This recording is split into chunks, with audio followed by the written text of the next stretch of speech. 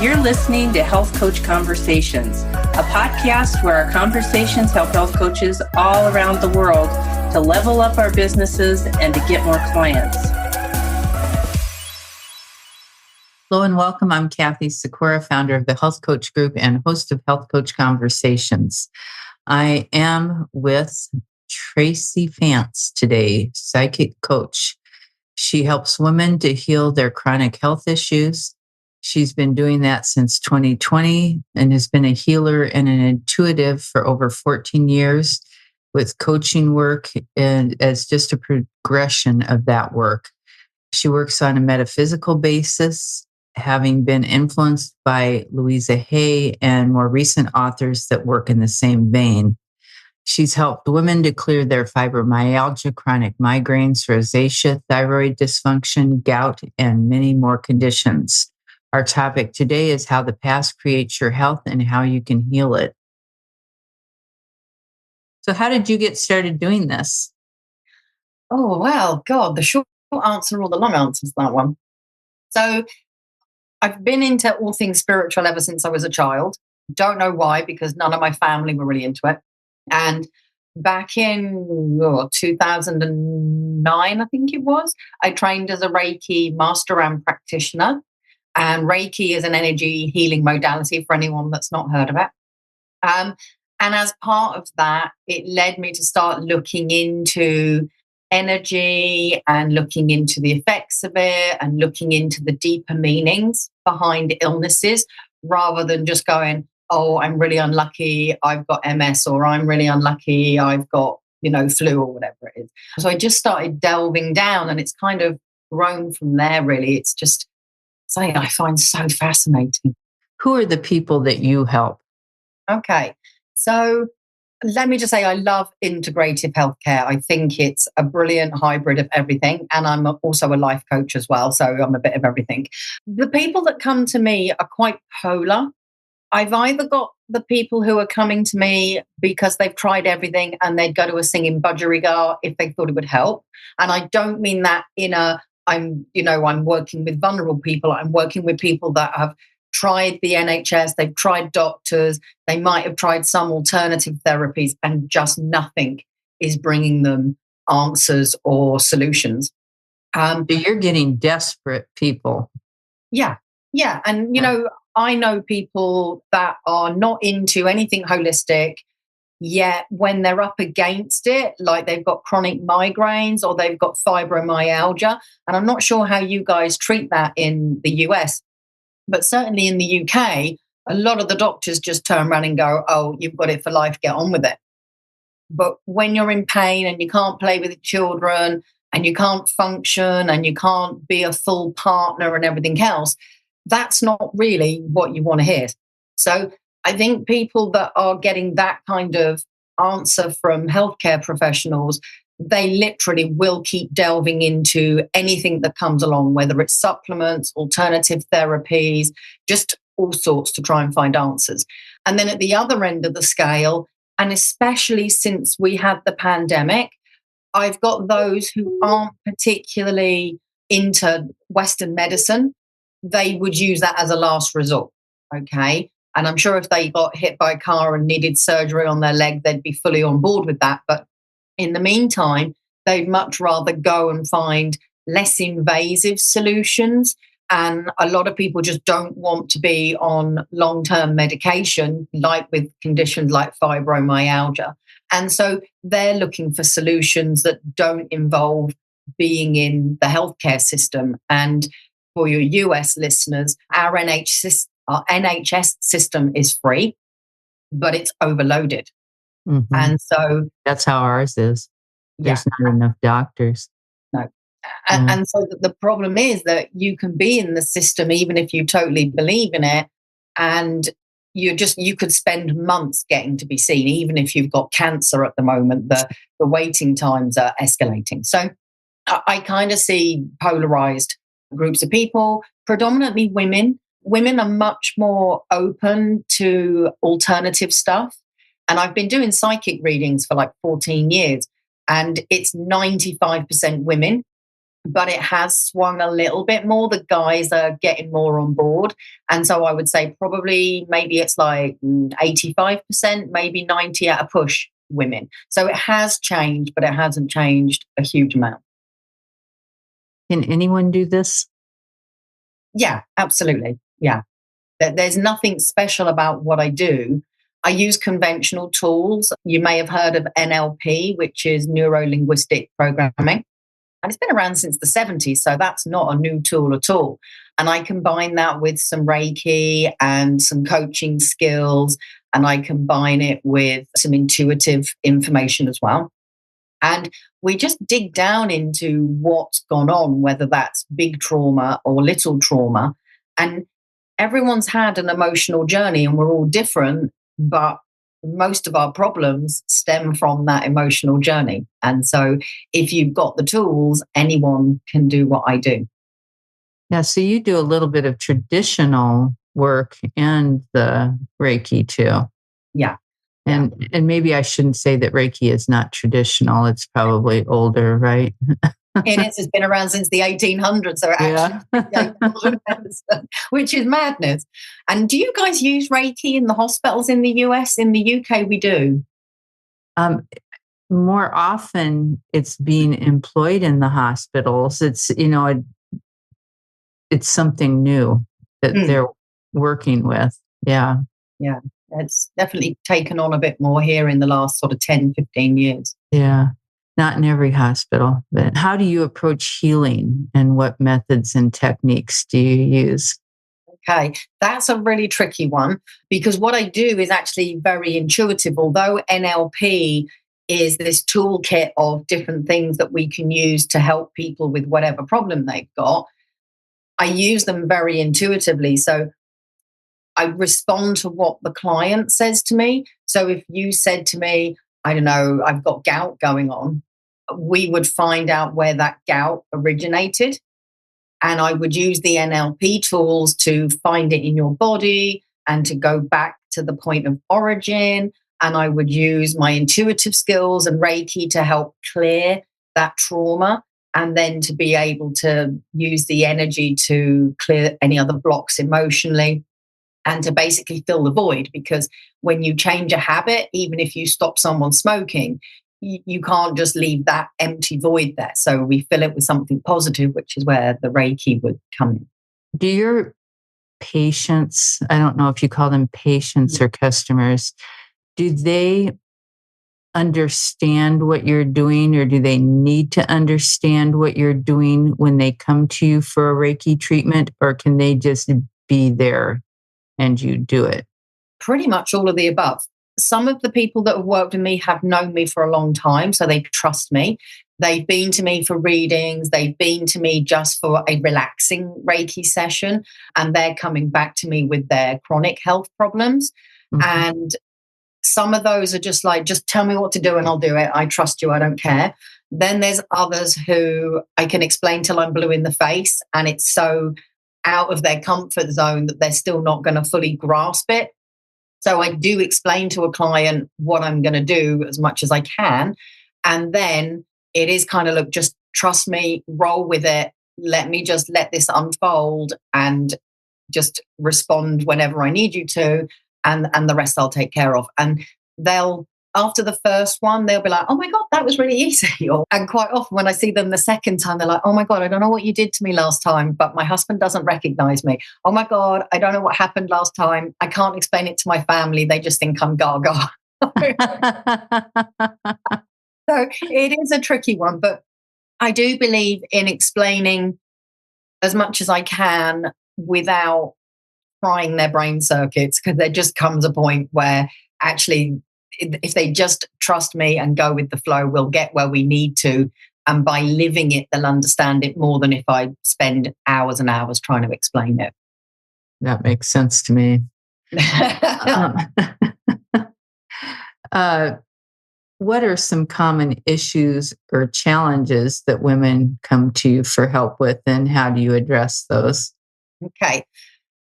So the most common ones are chronic pain, IBS, which is irritable bowel syndrome, fibromyalgia, chronic fatigue, chronic migraines. So there's a lot of chronics in there. So all the chronic, like the full-on things that are probably not going to go away on their own.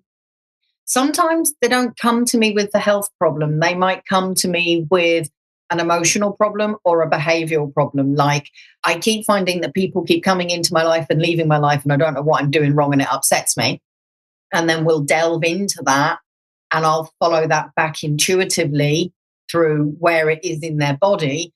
And that will release a memory from being left at play school when they were 4 that they don't remember, but it's created an abandonment issue, and that's manifested in them behaving in a certain way that actually pushes people away. So it's them that are at the center of the problem rather than other people.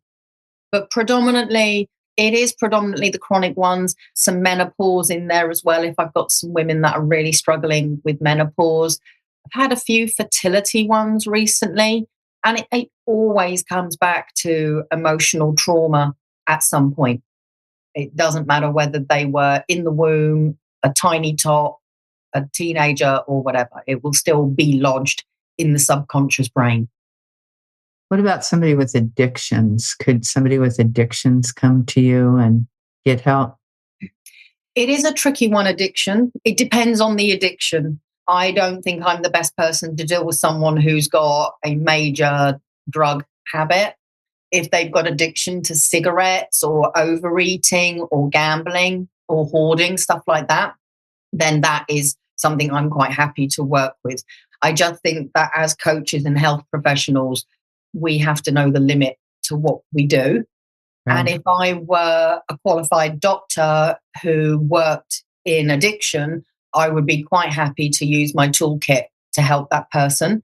And there is somebody not far from me who does use NLP and other counseling and trauma-based therapy specifically to help people who've had addiction, because he's been there. Okay. So it's very individual, and I'm always very honest. If I don't think I'm the right person, I will always either redirect them or just say, it's not me, and I don't have someone in my network that I can send you to, because I don't want to make their situation worse. And I think it's more professional to know when we're stepping too far away from what we do.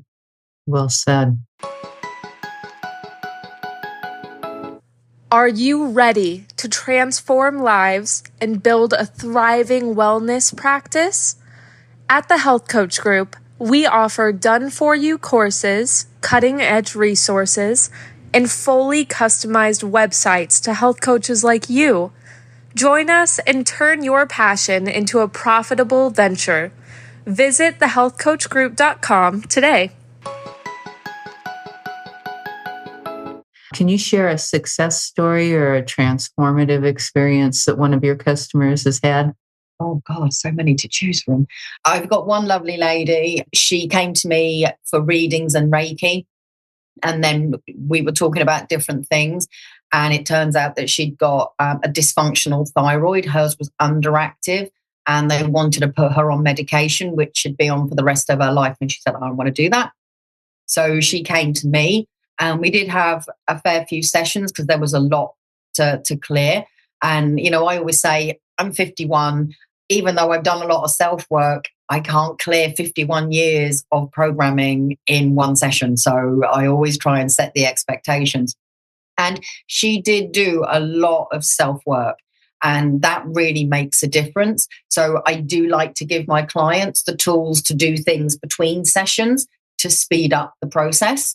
But there are those that literally I can see them shut the door behind them and leave their baggage by my front door, and they pick it up when they come back in the next time. And their progress is going to be slower. But her thyroid now, she's had the blood tests done and she's completely balanced. She doesn't need any thyroid hormone. Her life is just so much different. She's got energy. She doesn't need to go and sleep for half a day just to be able to function. And she's just doing so much with her life now that she couldn't do before. So that was really fantastic to witness. So did you do a psychic reading with her, and how did that help the thyroid? So with the psychic reading, illustrated that there was stuff going on in her life that needed to be taken care of. because it's very easy for us to sit and be rescued, whether that's someone going, oh, when am I going to meet somebody? They think that they're going to be rescued and that's going to solve all their problems, but it generally brings a host of other problems. Yeah, they just compound them. Yeah, because now you've got two people's emotional journeys. So when she came to me and we looked at all that stuff, she had a lot to go away and think about. And then we did another session where I just gave her some Reiki and fed back what I got when I was doing the Reiki session, because I feel very physically. So if I gave you a session and you've got a bad back, I'm likely to feel that bad back. Not everybody gets that. Some people will just know that there's a problem in that area. But for me, I feel it physically. So there was a load of feedback from that. And there was a lot of emotional blockages that she was letting go of. And then she called me and said, look, I want to come to you for the coaching, for the health. I've got all these health problems and I really need to change them. And I don't think I'm going to get anywhere. Just keep going through the doctors and, doing what she'd been doing. So then we specifically did a few sessions where we were working to find the roots of those problems. And then again, I gave her some Reiki at the end of each session to help those blocks release and to help balance her out again and to get the chakras all balanced back to where they need to be. So her journey's been a real mix of everything, to be honest. You have to stay pretty healthy to be able to endure this, don't you? Yes, I don't think that we should be doing any energy work if we're really poorly anyway, because it's just going to deplete yours. The good thing with Reiki is, and I don't know whether your listeners will know this, is as the Reiki practitioner, when you're giving a Reiki session, you as the practitioner actually get Reiki as well, which is great because you don't get that if you do massage. Massage your client and they go home and you're even more exhausted. So that does help pick you up. But yeah, you do have to look after yourself. And I do tend to make sure that I exercise and do yoga and do breath work. And I do make sure that I eat healthily as well. So. How do you incorporate holistic practice into your healing sessions, and why do you believe that they are important? Or have you already answered that when you talked about how the Reiki and the psychic readings work in? I bring in a lot of different holistic practices because I'm actually trained in all sorts of different things, but people would just glaze over if I listed everything. So I might work in the Akashic records and see what's going on in terms of soul contracts and life purpose. I'm trying to think of somebody that people would know on both sides of the pond. Christopher Reeves, Superman. Mm-hmm. So imagine that he had a soul contract or a life purpose to raise the awareness of spinal injuries. And he did do huge amounts for spinal injury.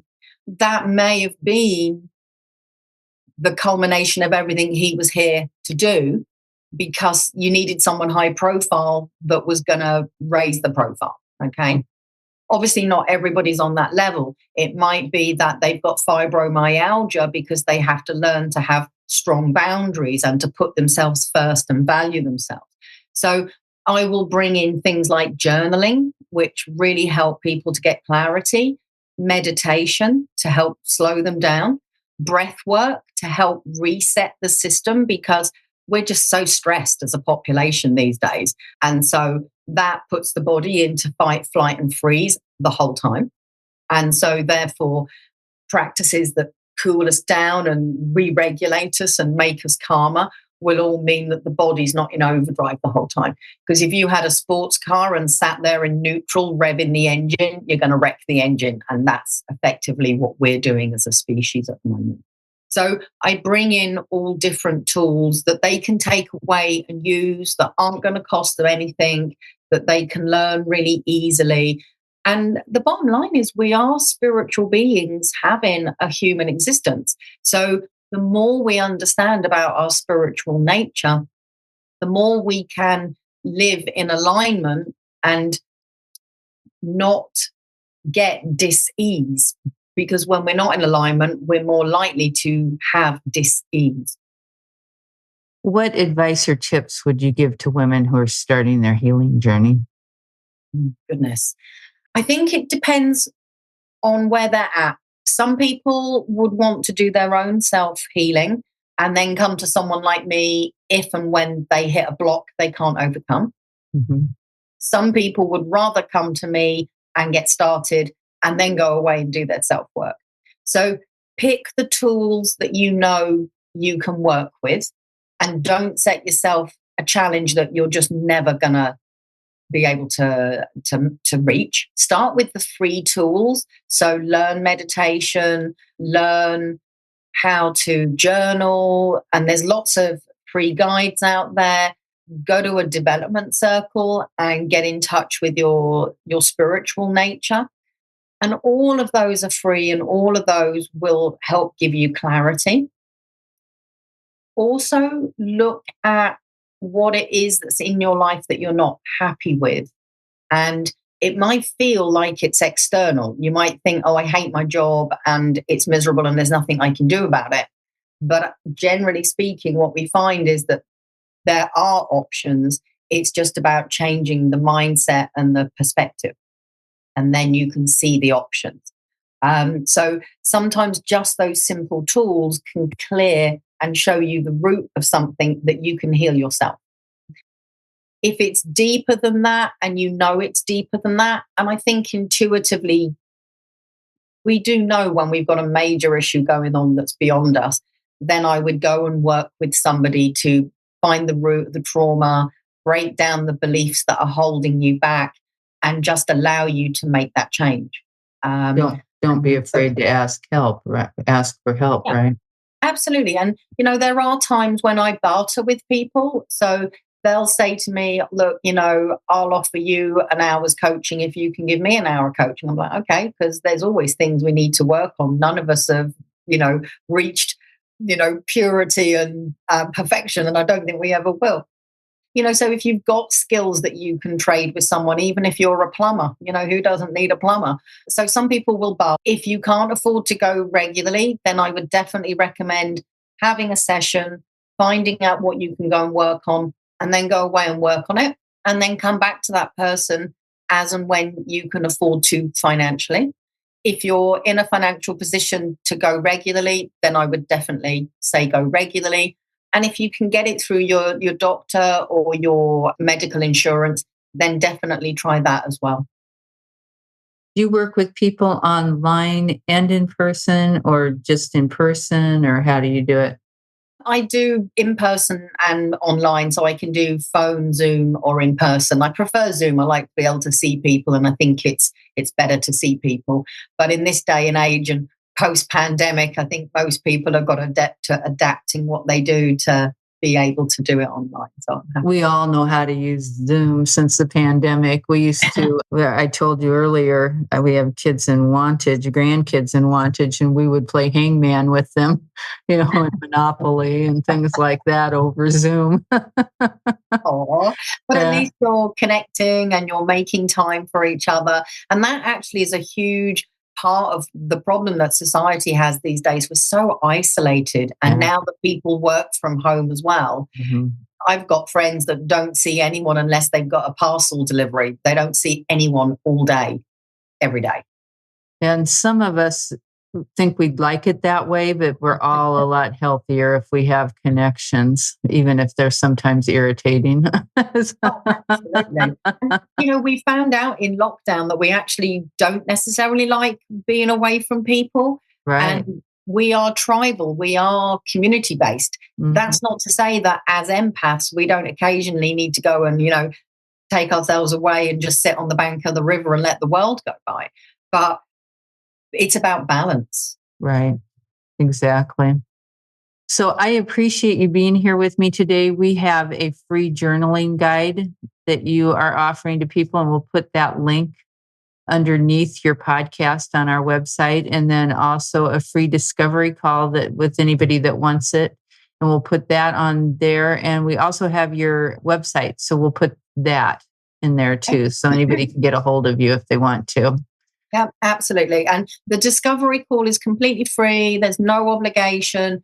We can just talk and meet and see if we fit together, because if you don't gel with someone, you're not going to want to work with them anyway. And sometimes I can give you solutions or whatever in that discovery call, and we don't even need to do any more sessions. Sometimes it can be super straightforward. So it just depends on what's going on with people. But I always love talking to people and helping them. And I can point them in directions where they can find answers and do their own research. And they may even be able to go and heal themselves without needing me. That sounds like a win-win to me. Absolutely. Thank you for being on. It was very interesting conversation. It's been great to meet you. And I'm really grateful for being on your show. And I really hope this helps even just one of your listeners. Just helping one person means that everything's worthwhile. Thanks for listening to the show. If you liked what you heard, please give us a 5-star rating or review on iTunes.